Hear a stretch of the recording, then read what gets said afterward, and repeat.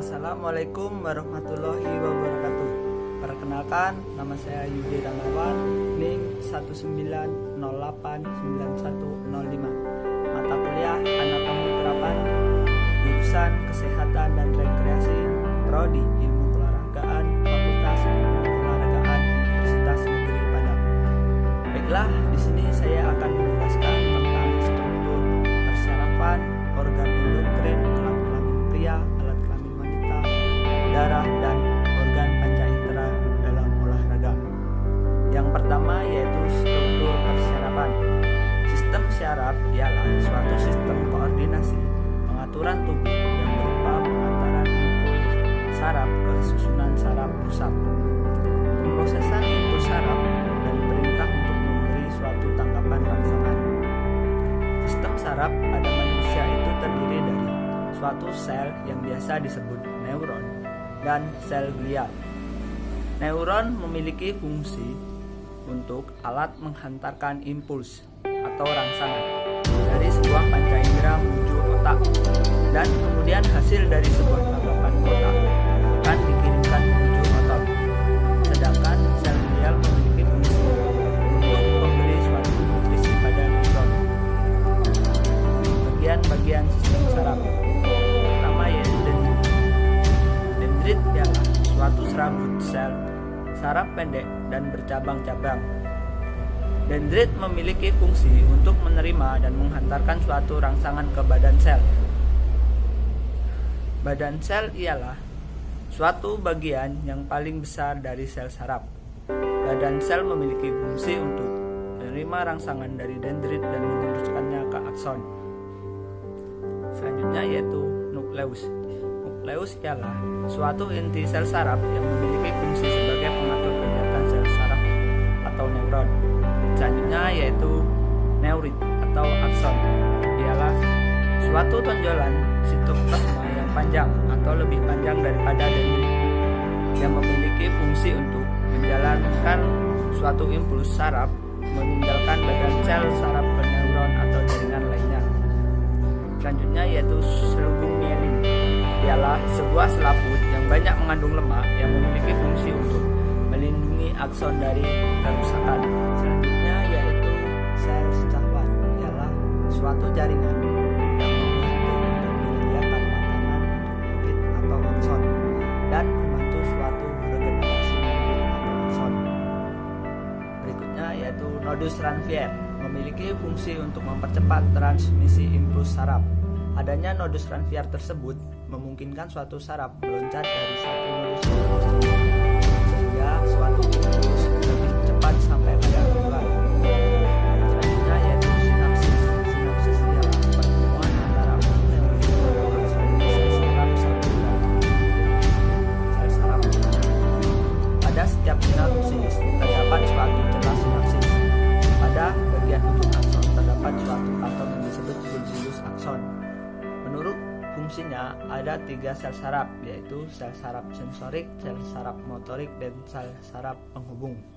Sel saraf sensorik ialah suatu sel saraf yang memiliki fungsi untuk menerima suatu rangsangan yang datang kepada tubuh atau panca indera dan dirubah menjadi impuls atau rangsangan saraf dan meneruskannya ke otak. Badan sel saraf ini bergerombol untuk membentuk ganglia, akson pendek, dan dendrit panjang. Berikutnya yaitu sel saraf motorik. Sel saraf motorik ialah suatu sel saraf yang memiliki fungsi untuk membawa impuls saraf dari pusat saraf atau otak dan sumsum tulang belakang menuju otot. Sel saraf ini memiliki dendrit yang pendek dan akson yang panjang. Berikutnya yaitu sel saraf penghubung. Sel saraf penghubung ialah suatu sel saraf yang banyak terdapat di dalam suatu otak dan sumsum tulang belakang. Neuron atau sel saraf tersebut memiliki fungsi untuk menghubungkan atau meneruskan impuls atau rangsangan dari sel saraf sensorik ke sel saraf motorik. Yang kedua yaitu organ endokrin. Sistem endokrin atau sistem hormon sesuai namanya adalah jaringan kelenjar yang memproduksi hormon di dalam tubuh. Hormon sendiri merupakan senyawa kimia tubuh penyampai pesan. Artinya, hormon dan sistem endokrin berperan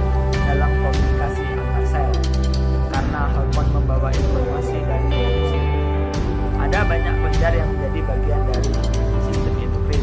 Beberapa di antaranya mungkin sudah Anda kenali, misalnya testis pada pria dan ovarium pada wanita, menghasilkan hormon-hormon reproduksi. Namun sebenarnya ada beragam kelenjar penghasil hormon di dalam tubuh manusia. Yang pertama yaitu kelenjar pituitari.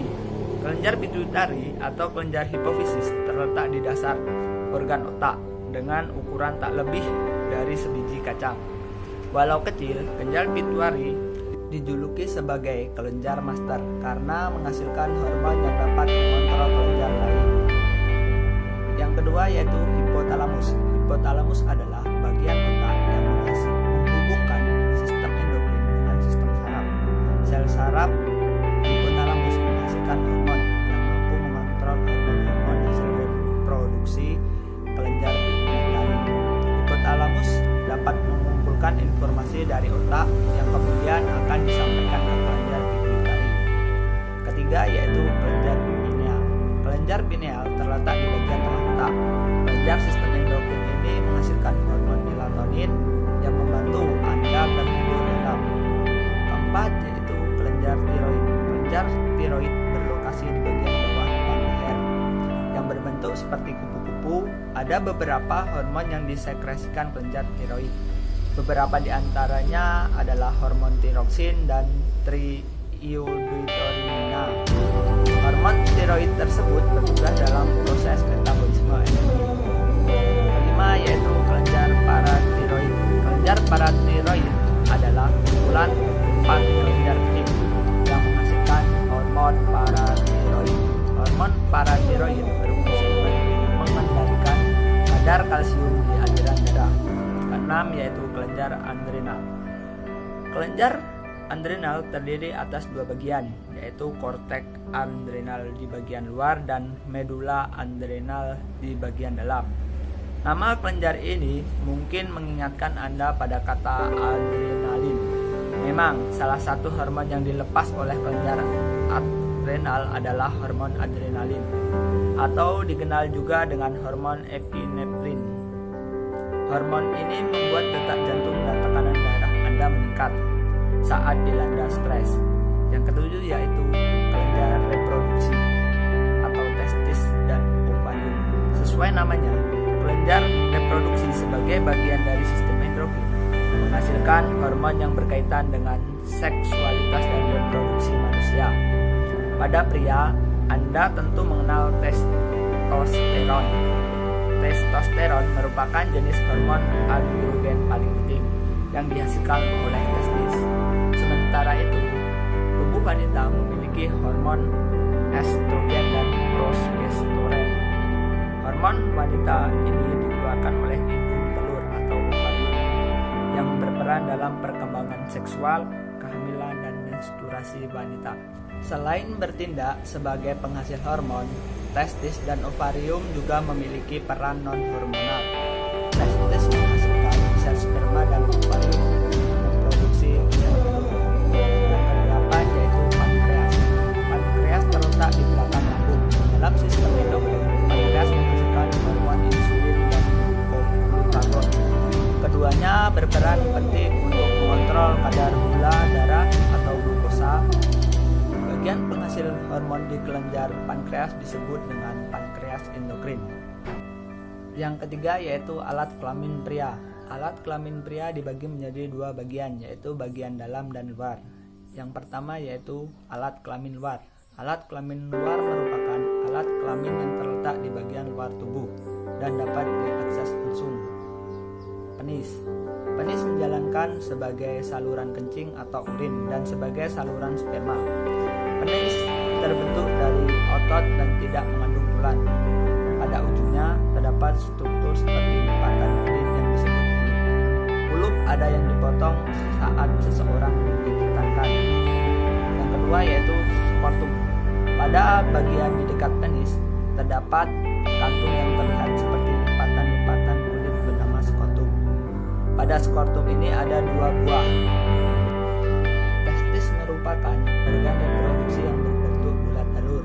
Diambil 2 buah atau 1 pasang dan tersedia dalam skortum. Pada usia sekitar 13 sampai 14 tahun, testis mulai memproduksi sperma atau sel kelamin jantan dan hormon testosteron. Sperma merupakan sel tunggal yang memiliki ekor dan kepala yang merupakan sel kelamin untuk laki-laki. Sedangkan hormon testosteron adalah senyawa yang dapat mengubah fisik pada anak laki-laki. Saluran sperma yang dihasilkan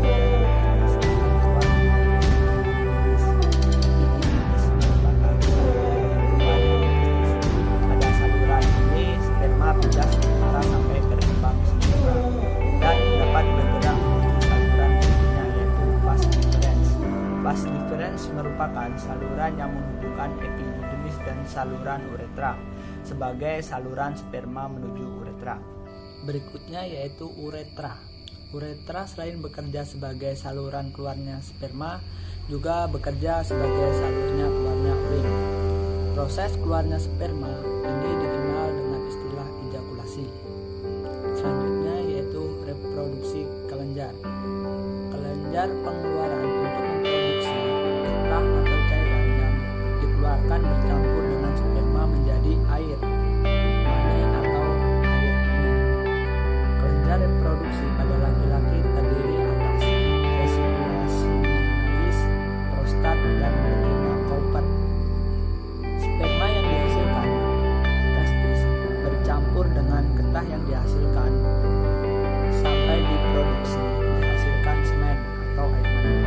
Semen dikeluarkan melalui uretra. Pada umumnya volume semen yang dikeluarkan berjumlah 2,55 ml. Tiap 1 ml terkandung 50 sampai 150 juta sel sperma. Hanya satu sel sperma yang akan berhasil membuahi sel telur. Selanjutnya yaitu yang keempat, alat kelamin wanita. Terdiri dari 1. Vagina. Vagina adalah saluran yang menghubungkan lingkungan luar dengan rahim, tempat mengalirnya darah menstruasi, dan saluran keluarnya bayi. Yang kedua yaitu cervix. Cervix merupakan struktur rahim bagian bawah yang menyempit dan dibuka ke arah vagina. Ketiga yaitu saluran telur atau tuba fallopi atau oviduk, terletak di setiap tubuh perempuan, yaitu di kanan dan kiri. Oviduk memanjang ke arah samping dari uterus. Fungsinya yaitu membawa sel telur dari infundibulum ke rahim. Pada saluran inilah terjadi fertilasi atau pembuahan. Yang keempat yaitu indung telur. Indung telur merupakan tempat kumpulan sel yang disebut folikel. Di dalam folikel, sel telur atau ovum dikembangkan. Folikel juga menghasilkan hormon wanita yaitu estrogen dan progesteron. 5 yaitu rahim. Rahim bekerja sebagai tempat pengembangannya setelah telur dibuahi oleh sel sperma. Dinding rahim dikumpulkan dalam pembentukan plasenta. Sel telur yang dihasilkan di indung disebut juga telur. Telur termasuk ke dalam alekital atau tanpa kuningan telur dan mengandung butiran kortikal dan trombosit kuning. Struktur ovum terdiri dari membran vitelloid, zona pellucida, dan corona radiata. Selanjutnya yaitu yang kelima, yaitu darah. Darah merupakan suatu substansi sel dan fragmen sitoplasma di dalam cairan yang disebut plasma. Secara keseluruhan, darah dapat dianggap sebagai jaringan pengikat dalam arti luas, karena pada dasarnya terdiri atas unsur-unsur sel dan substansi interseluler yang berbentuk plasma. Fungsi utama dari darah adalah mengangkut oksigen yang diperlukan oleh sel-sel di seluruh tubuh. Darah juga menyuplai jaringan tubuh dengan nutrisi, mengangkut zat-zat sisa metabolisme, dan mengandung berbagai bahan penyusun sistem imun yang bertujuan mempertahankan tubuh dari berbagai penyakit. Darah manusia berwarna merah, antara merah terang apabila kaya oksigen sampai merah tua apabila kekurangan oksigen. Warna merah pada darah disebabkan oleh hemoglobin, protein pernapasan yang terdapat dalam eritrosit, dan mengandung besi dalam bentuk bumi yang merupakan tempat terikatnya molekul-molekul oksigen. Darah tersusun dari kombinasi antara plasma darah dan sel-sel darah yang semua beredar di seluruh tubuh. Sel-sel darah ini kemudian dibagi lagi menjadi 3 jenis, yaitu sel darah merah, sel darah putih, dan trombosit. Semua komponennya memiliki tugas dan fungsinya masing-masing yang mendukung kerja darah dalam tubuh. Yang pertama yaitu plasma darah.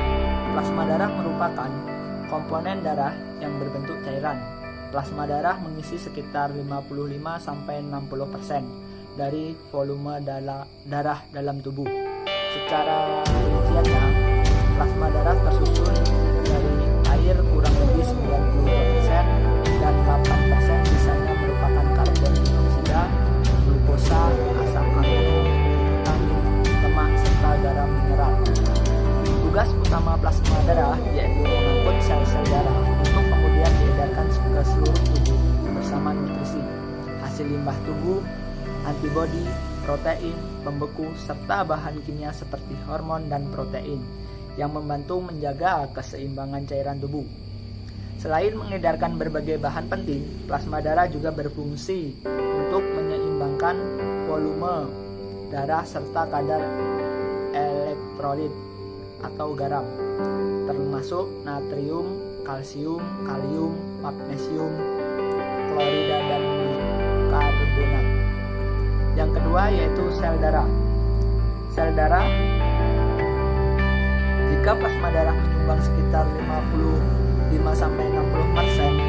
maka sel darah mengisi sisanya yakni kurang lebih sekitar 40-45%, terutama yang terdiri atas sel darah merah, sel darah putih, dan trombosit. Sel darah merah atau eritrosit. Sel darah merah terkenal berwarna merah pekat dengan jumlah yang cukup melimpah di dalam darah, berbentuk bulat yang dilengkapi cekungan di bagian tengahnya. Salah satu keunikan sel darah merah yakni dilengkapi dengan protein khusus yang disebut dengan hemoglobin. Selain memberikan warna merah yang khas, hemoglobin juga bertugas dalam membantu sel darah merah untuk membawa oksigen dari paru-paru untuk diedarkan ke seluruh tubuh, serta mengangkut kembali karbon dioksida dari seluruh tubuh ke paru-paru untuk dikeluarkan. Selanjutnya yaitu sel darah putih atau leukosit. Dibandingkan dengan sel darah merah, sel darah putih memiliki jumlah yang jauh lebih sedikit.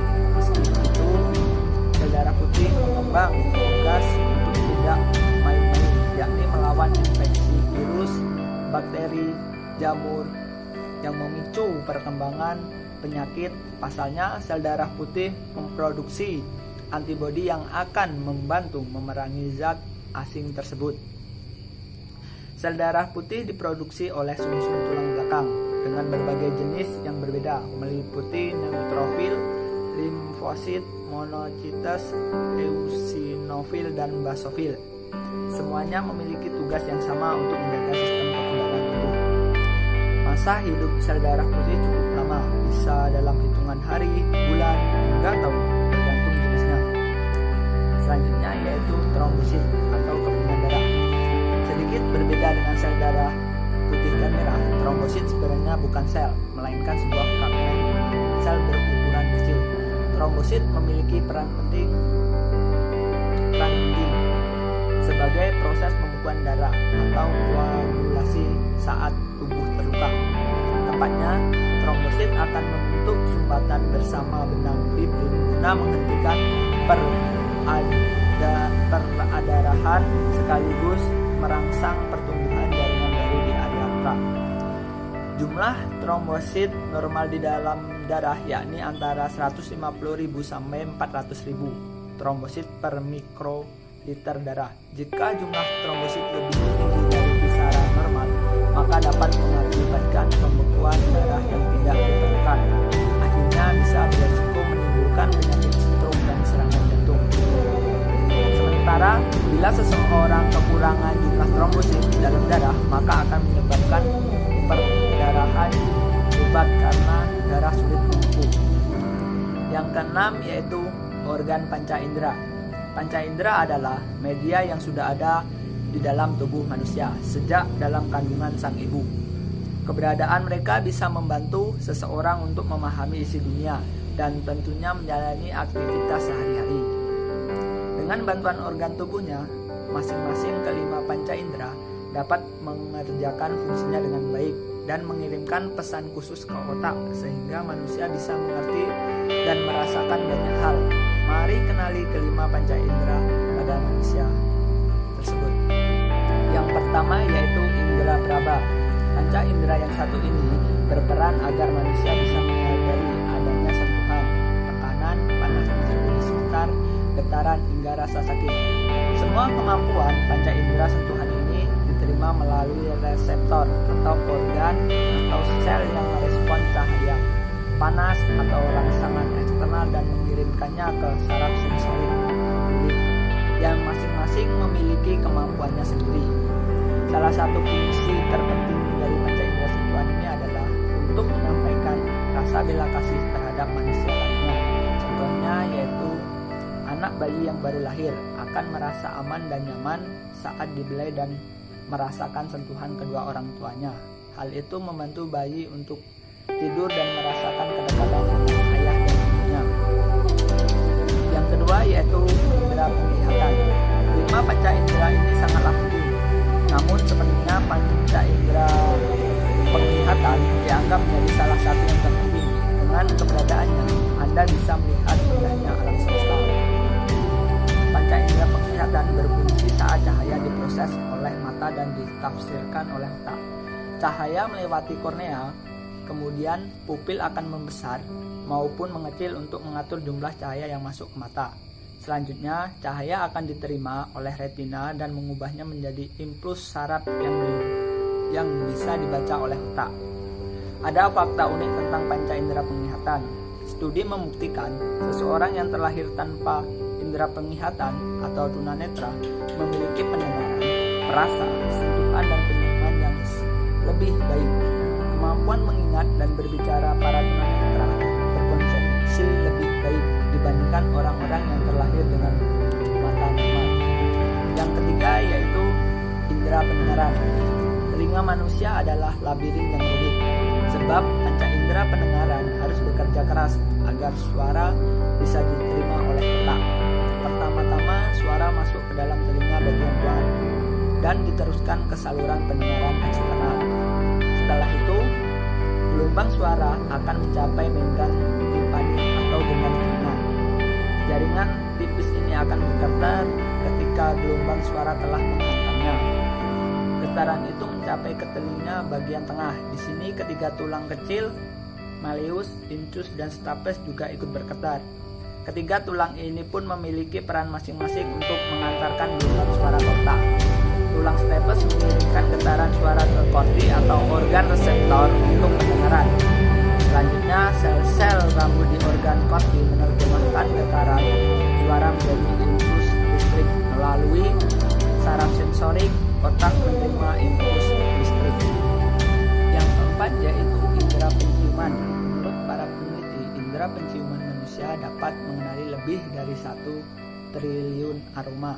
Indera penciuman manusia akan bekerja dengan olfactory cleft yang ditemukan di atap rongga hidung pada sebelah bagian otak yang berfungsi sebagai pencium. Ujung saraf pada celah penciuman ini akan mengirimkan bau ke otak. Penciuman oronasal menangkap bau di udara saat Anda bernapas melalui bagian depan hidung. Pernahkah Anda mencium dari makanan yang Anda sudah punya?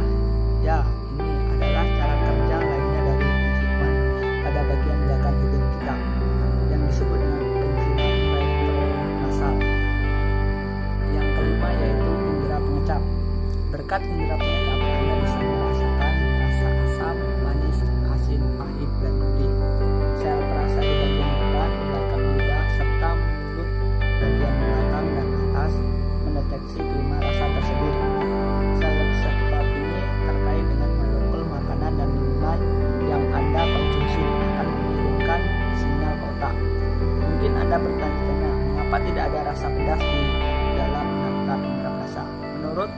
National Library of Medicine atau NLM, rasa pedas sebenarnya adalah sinyal sakit yang dirasakan oleh lidah. Kelima rasa di atas dapat ditangkap oleh kelas tersebut yang ada pada lidah manusia. Orang dewasa setidaknya memiliki 2.000 sampai 4.000 tersebut. Kebanyakan berada di lidah, tapi juga terdapat di belakang tenggorokan, epiglottis atau tulang rawan yang terletak di belakang lidah, rongga hidung dan kerongkongan. Sekian itu penjelasan dari saya. Apabila ada kekurangan atau salah kata, saya minta maaf dan kepada Allah saya mohon ampun. Saya akhiri. Wassalamualaikum warahmatullahi wabarakatuh.